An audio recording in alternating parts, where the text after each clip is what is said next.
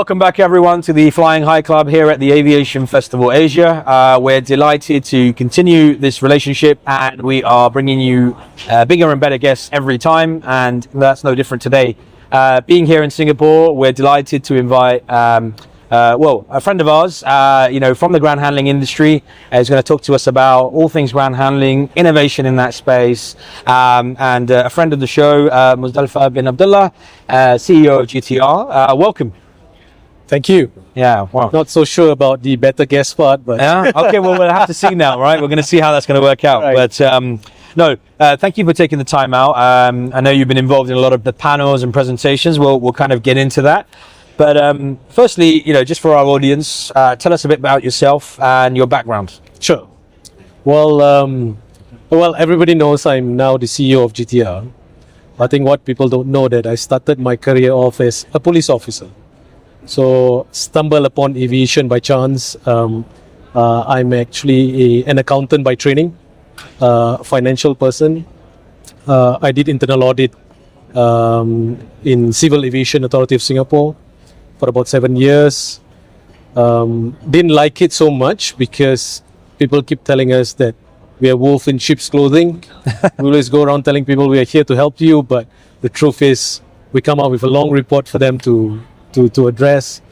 So I did finance after that for about 2 years, and then an opportunity came up for me to go to the Middle East. We're working with one of the best airlines in the world, Emirates Airline.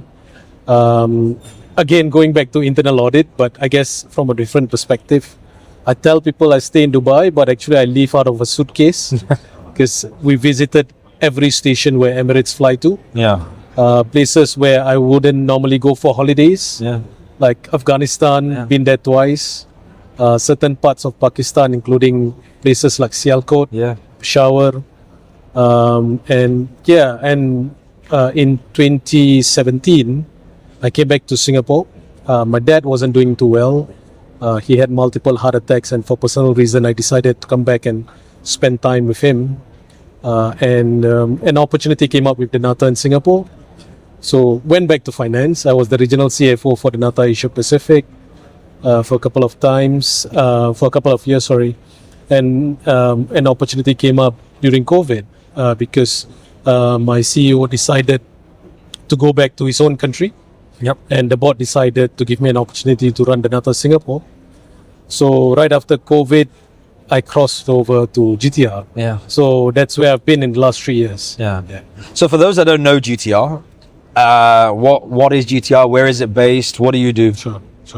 So GTR stands for Ground Team Raid. We are actually a ground handler based in Malaysia.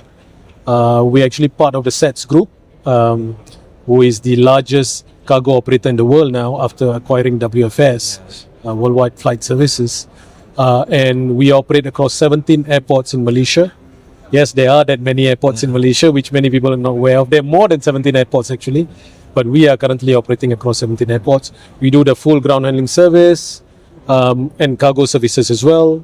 And proud to say we are the only ground handler to handle the Emirates A380 in Malaysia. Yeah. Wow. Yeah. There you go. So quite a career, taking you to different places. And one of the big things we say when we talk to our viewers is how aviation and the industry is a vehicle to go see the world. Not only do you connect customers, but you also connect from a career perspective. And you've given a great example there.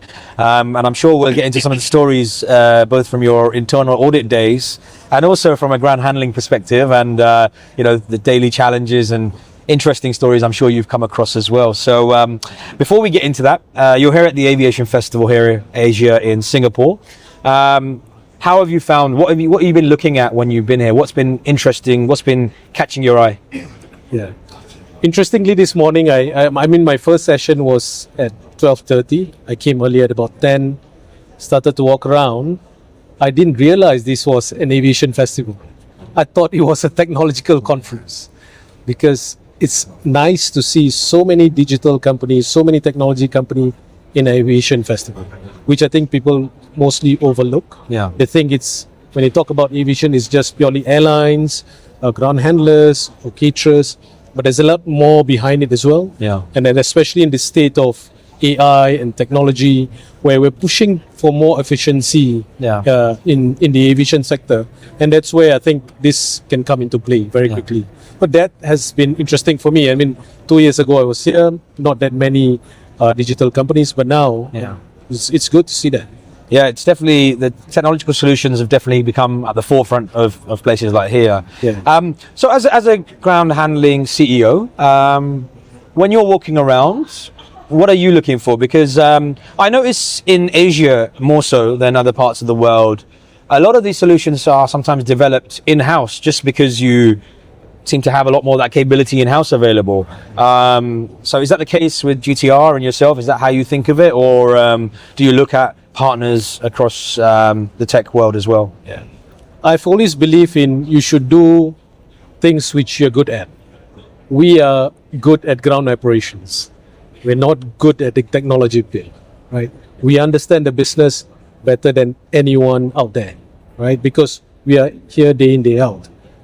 But the technology perspective, it's better to work with someone who understands the system, but the business knowledge should come from us. I think that's where GTR is going to be heading as well.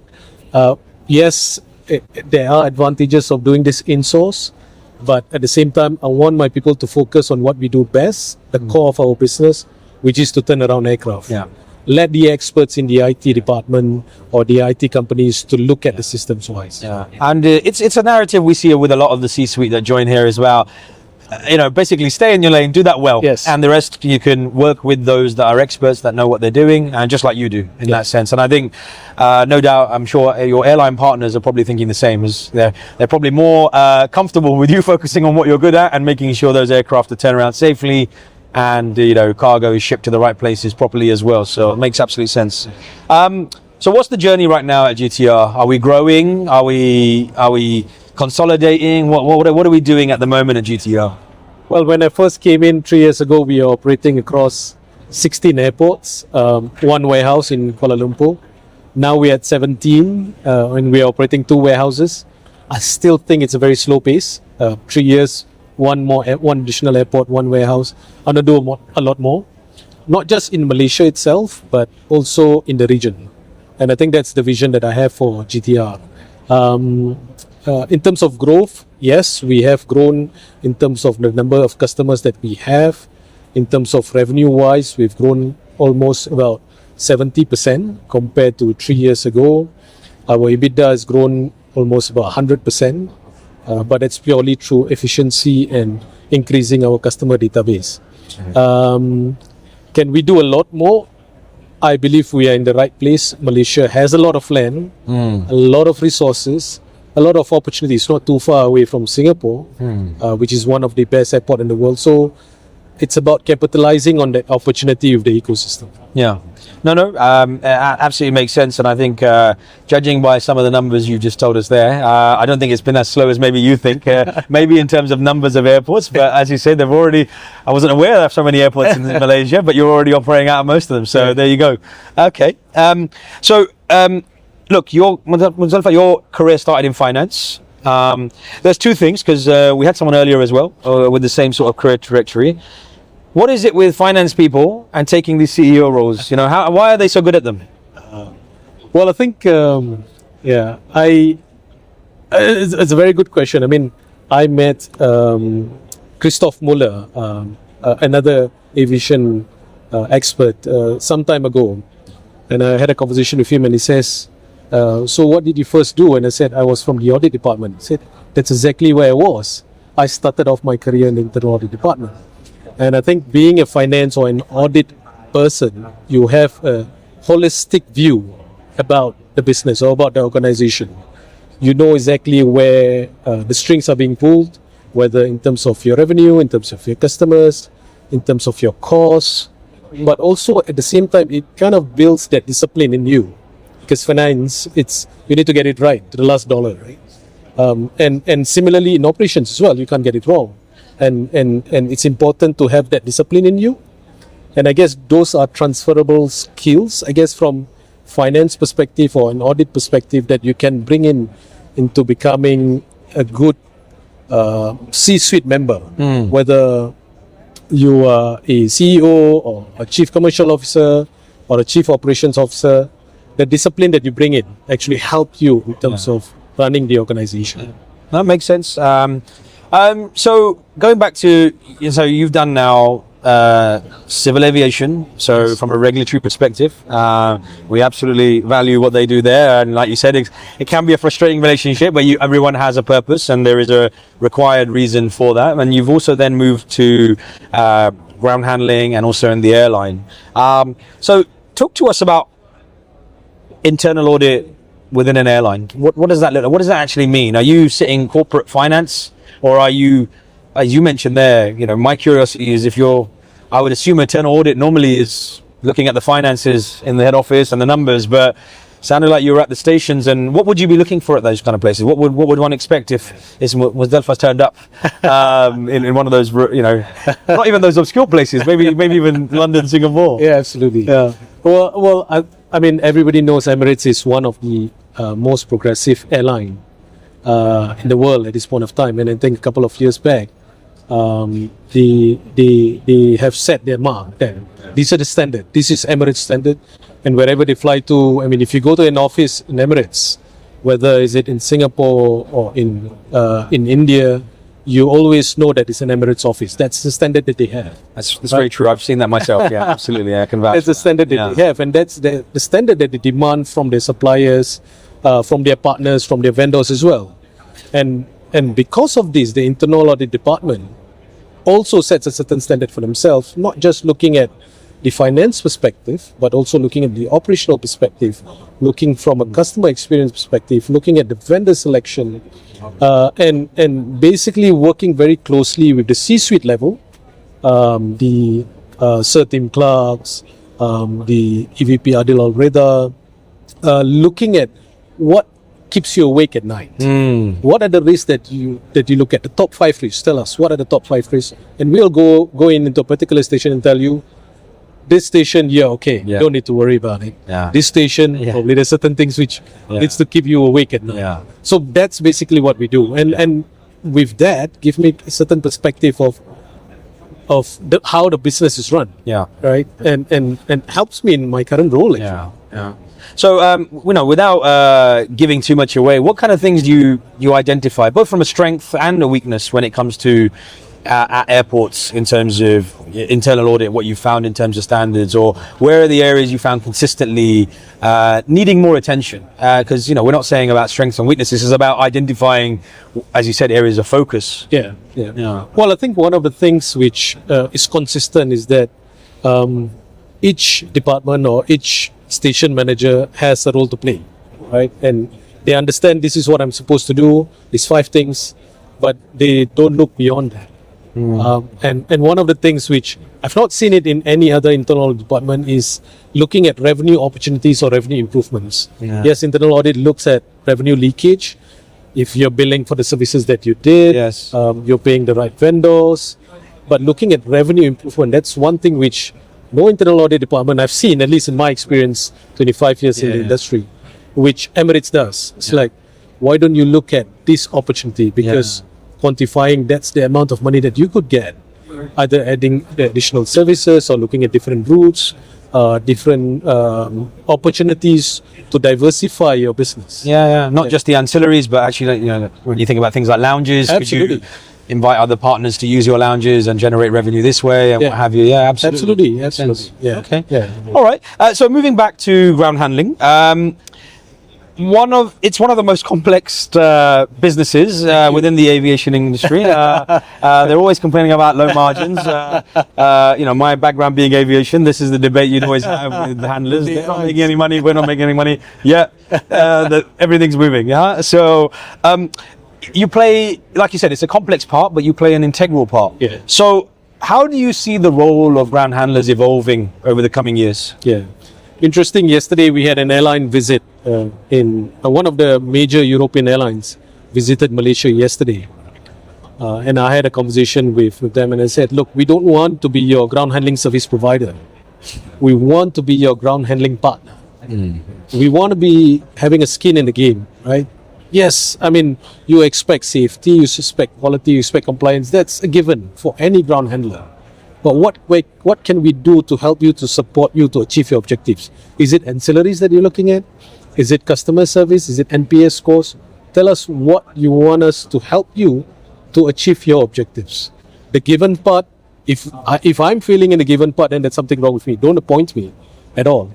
But what I want you to do is to look at me as your partner, right?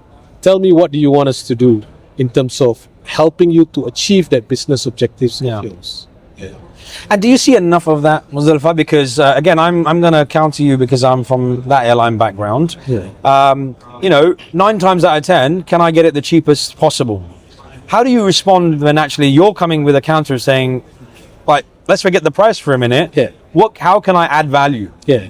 And are you finding that airlines are receptive to that, or does it go back to, you know what, that's not how we do things, so can we just go back to traditional, how much is it going to cost me?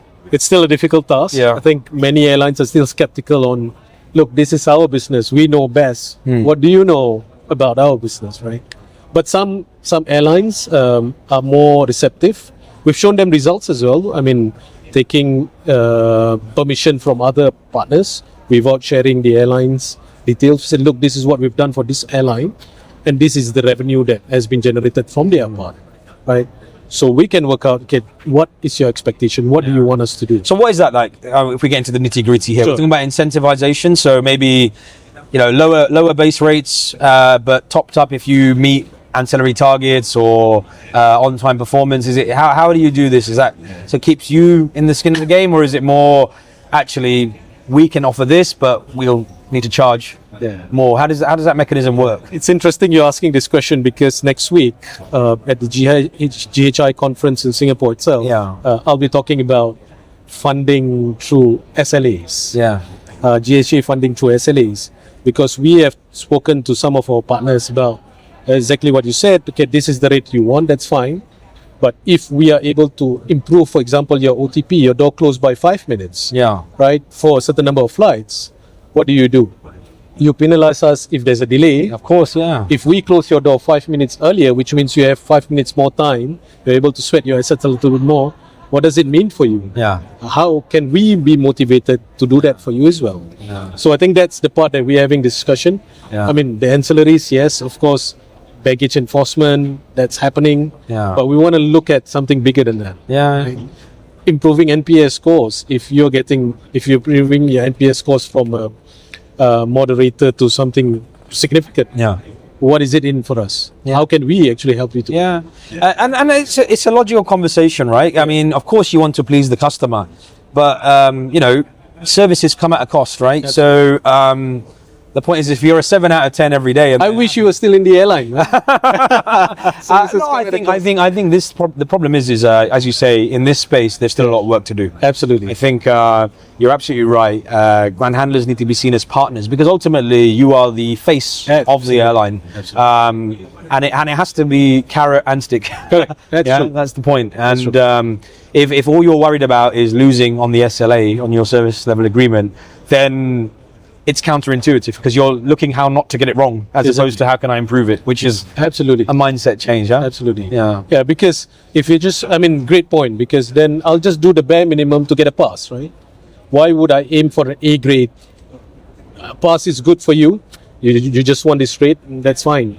Many ground handlers will be able to do that. But what's going to set us apart from the other ground handlers there, especially in Malaysia? Okay, sounds interesting. And I said it's a long and slow path. I'm sure we're going to get there. But you're right, and I think one of the first things is once we review the SGHA, which has been on the cards for a long time, in terms of how it's skewed. Both will argue towards the ground handler, towards the airline, but that's definitely in need of a refresh soon. So we'll see how that goes. Of course. Okay. Now, again, we were talking about tech earlier, and you were talking about one of your presentations earlier as well about how technology and innovation is shaping the industry. What's the biggest opportunity in terms of technology innovation for transforming ground handling? Well, the ground handling business, sad to say, there's not much innovation that's being done in the ground handling business. I was talking to a CEO of a port earlier, and they said, look, we don't need manpower because everything is automated now, right? Changi has just rolled out autonomous vehicles, but then again, it's not scalable at the current infrastructure. Probably Terminal 5, there will be green, right? Where you're building an infrastructure with the knowledge that you're going to implement autonomous vehicles. But otherwise, it's still very much at a minimal stage. Now, why I talk about innovation is because it's still very manpower intensive business. There's still a lot of equipment that is being driven, being operated by people on the ground. So safety is a concern, utilization of assets is a concern, utilization of manpower is a concern, because it's very much depending on the schedule of the airlines. And especially if you're operating in a hub like GTR, where Air Asia is the hub of Malaysia in Kuala Lumpur, one delay could have a compounded effect, right? And how do we catch up on that? So definitely there is an opportunity for us to use technology, use AI to better plan our resources, map it out with the airport authorities' layout, with their planning of bays, map it out with the airline schedule, do predictive in terms of the weather, in terms of events that's coming, even passenger profile, because at the check-in level, right? We know that there's certain passengers which don't require visa, which can just go through very quickly through a self-service kiosk. But you still need counters when visa requirements are there. If we can get passenger profile in advance, say, okay, look, we don't need 7 counters today. We probably need to be 3 counters because this is the passenger profile that we're handling. Right? And it can actually, the savings can actually be passed back to the airline as well. So, definitely there's an opportunity. And, it's refreshing for a CEO to be talking at that level of detail. In other businesses, you'd be like, you're too close to the detail of number of desks and but actually in a services business, that's incredibly important for you to know, the granular level of the business, because, low profit margins, low thresholds, and the room for error isn't quite there. As you say, operation disruption, you're expected to manage, as we said, right? It's kind of your problem if it's the things are running behind, if you need to get more staff, if you need to pay for overtime, whatever that. But so that's really refreshing, and I think that's a lesson for anyone listening around attention to detail when it comes to things like ground handling. You got to know what is going on the ground. It's absolutely That's true. Okay. When we look at that next generation of airport operations, what do you as a ground handling CEO want to see? I think you've talked about collaborative tools, whether it's AI and whether it's weather, etc., that might be coming from the airports or authorities. But what do you see that needs to happen to transform airport operations for the future? I think one of the things that we need to change is the culture or the mindset of the people in the ecosystem. The airport authorities need to see us as partners. The airlines need to see us as partners. We need to have a seat at the table, the decision making. When you're building a new terminal, most of the time the airport will say, this is the design of the airport and that's it, right? They probably take the input from the airline, but generally the ground handlers or the ground operators are sidelined, right? But the truth is we are the one who's running the airport, of course, right? From above wing or below wing.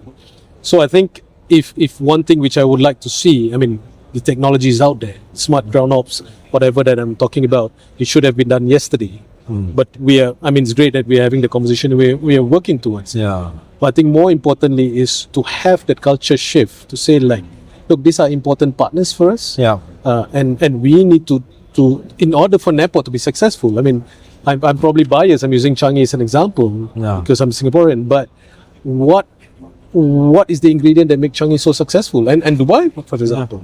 Because His Highness Sheikh Ahmad sits in the airport authority. He's the director for the chairman for the airport authority and the chairman of Emirates Group. So, and there is that, at least that there's culture mind shift that, look, we need to work together. For the benefit of the airport itself and for the country itself. And it generates kind of interest in terms of tourism, in terms of workforce planning, in terms of upskilling of people. So it does require that culture mindset. Yeah, and absolutely. And I think people have to understand aviation is an enabler for an economy, for a country. Those are great examples. Singapore actually is synonymous because of Changi. Dubai because of Emirates. Actually it's an enabler. And I think more and more governments, regulators and partners understand that, then like you say, you'll see a wider benefit. That's really good. Yeah. Okay. Absolutely. So we're going to move on now to the flight path, which is your flight path. Sure. A few questions around your career. Musdalifa, a varied career already. Long may it continue. Sure. What is the proudest moment so far of your career when you look back? I'm sure there's many more to come, but for now. Well, I think I've been lucky. I must say, I've worked with very good mentors, successful colleagues. I've got a very good team who supported me throughout my journey and my career as well. I must say that the organizations that I work with as well give me the opportunity to grow. Yeah.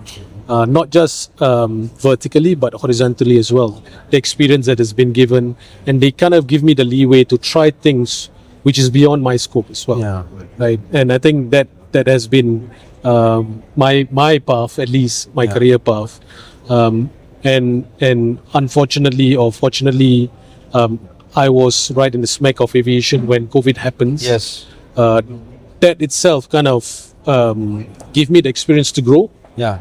And one of my painful experience was when we had to do that retrenchment exercise. I had to let go of a number of staff because there was totally no flights for us to handle, like many other companies as well, aviation companies that was impacted. But the way we managed it was very well. That in fact, one of the staff that was retrenched actually came over and told me, look, we know it's not your fault. This is circumstances, but thank you very much for everything that you've done. Yeah.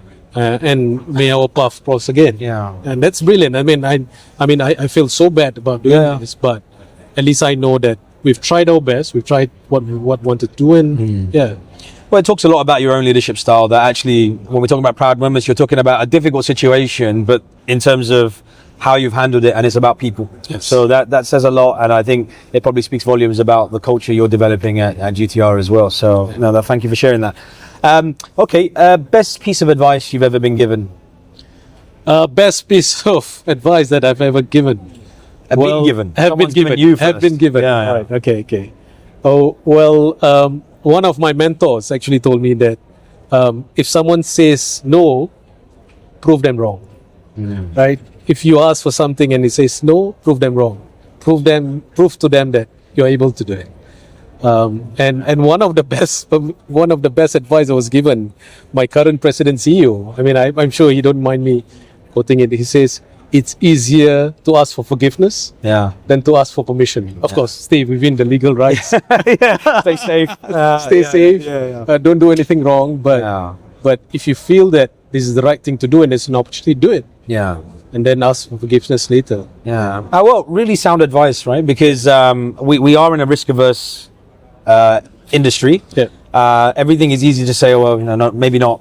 Yeah. But actually, what you find is those people with that maybe, I call it entrepreneurial spirit, being within those organizations, trying to do things differently, because it's very easy to say, we've always done it this way. Yes, and absolutely. because it's working, if something's not broken, why fix it, right? But that's not how we're going to move forward, and that's been great advice. So it sounds like a great mentor there in terms of what you're saying there. Yeah. Okay, let's talk about leadership lessons. Yeah. You've led Janata Singapore. You're now leading GTR in Malaysia.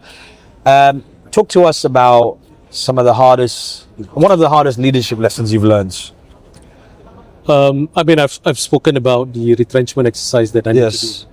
But I think one of the things that I've learned as well is that when you move from one place to another, don't try to implement what you've learned in the last place over to the next place without understanding the people, the culture, the environment.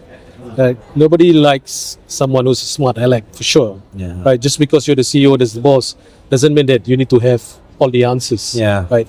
Go in and understand the business. Fine. It's probably a similar business. The NATA is ground handling, GTR is ground handling, but the culture is different. The environment is different.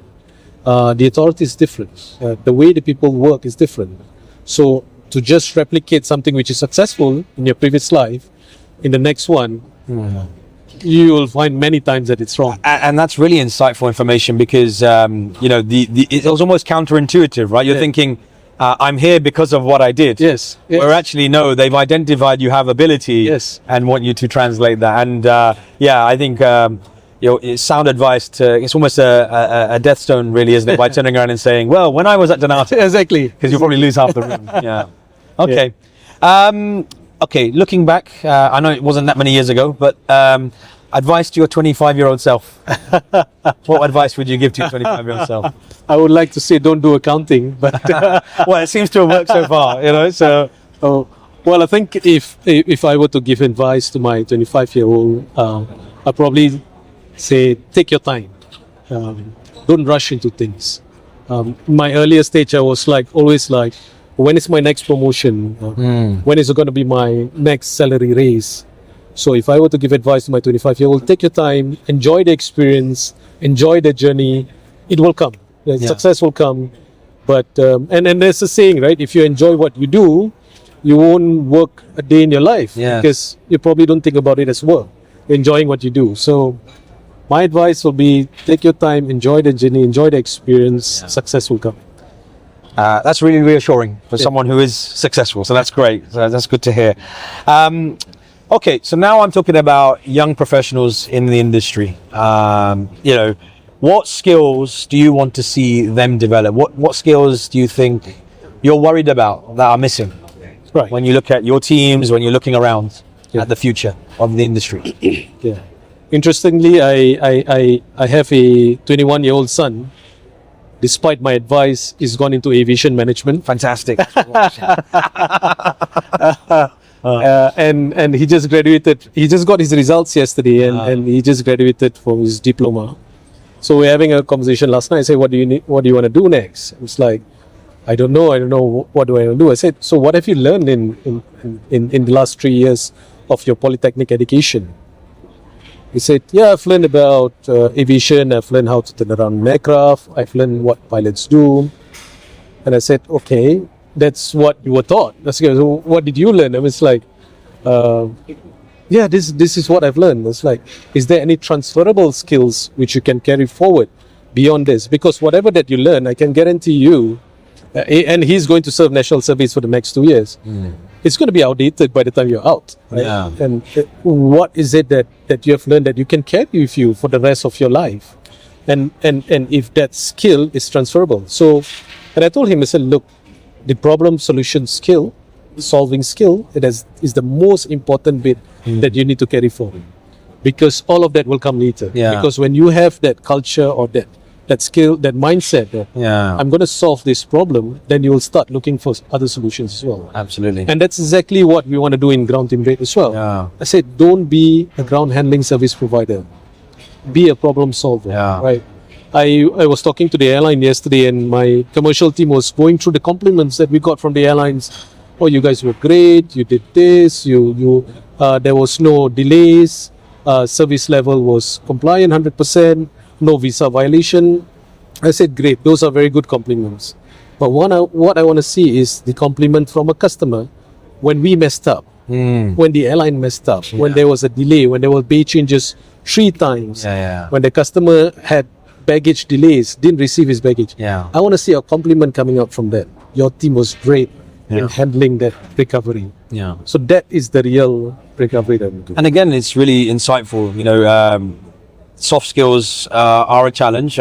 People try to hold on to diplomas, degrees, and it almost feels like a fail-safe. But actually, as you said, it's about how can you solve a problem? This is what we say to founders and startups here is, are you solving a problem in the industry?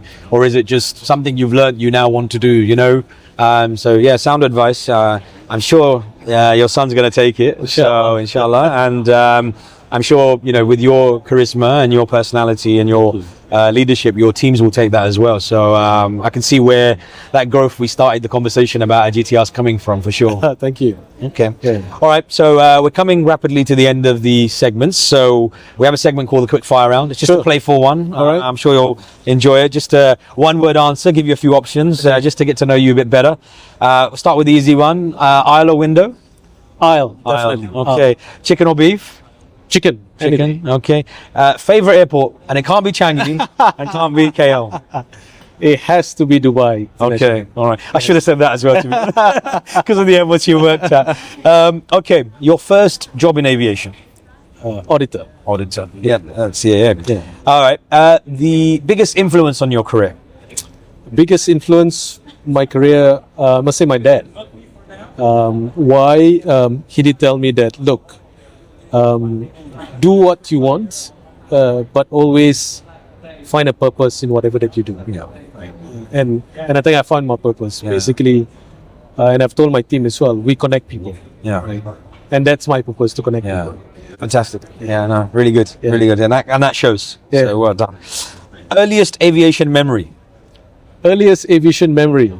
I don't know whether it's a good one to say on camera, but I was caught smoking at ramp. It was my first day, and I didn't know where to go and smoke. And went down to ramp, and I found that there's a sandpit.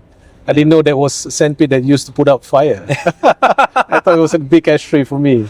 Well, it shows we can still make mistakes and still make it. That's important. That's important to show that. Okay. If you weren't in aviation, what would you be doing? Don't tell me an accountant. No, Yeah, no. please.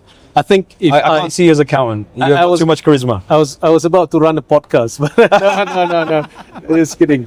I probably be a social worker, and that's been my intention as well. And hopefully I'll be able to do it when I retire. Yeah. Soon. Yeah. Soon. Yeah. All right. Well, hopefully not for our sake. Okay. When you're traveling, are you a lounge lizard or a last-minute dasher? Used to be a lounge lizard, honestly, Yeah. but traveling with Air Asia now makes me a dasher. Yeah. Air Asia focus on the onboard service. Absolutely. Okay. One thing you'd like to tell our viewers that I don't know about you? I actually spilled it out earlier. That I wanted to say that I started my career as a police officer. Yeah. What I want to say is that probably one thing which, that's a difficult one. Yeah. One thing which people don't know me, because I'm Yeah. actually They're quite an open book. quite transparent. So we'll leave it as police officer. So we've learned that about you. So that's good. That's not a problem. Yeah. Okay. Well, look, we're coming to the landing of the podcast. So thank you, Musdalifa, again, always being open, being so transparent about how your journey here and actually what you're doing at GTR and your thoughts on ground handling. It's really insightful. Again, what we always try and do is try and show the human side of the industry, and you definitely are showing that. And a common theme running through about purpose, which you resonated here as well, which is really nice to hear. And I think we've got to learn our numbers if we want to make our way in the industry as well. So for those of you not paying attention to your numbers, start paying attention. It will pay dividend. But with that, I just want to say thank you for your time. Really appreciate it, taking time out of your busy schedule to come and see us. And that's a wrap for us at the Flying High Club here at the Aviation Festival. Thank you so much for listening, and keep flying high. Thank you.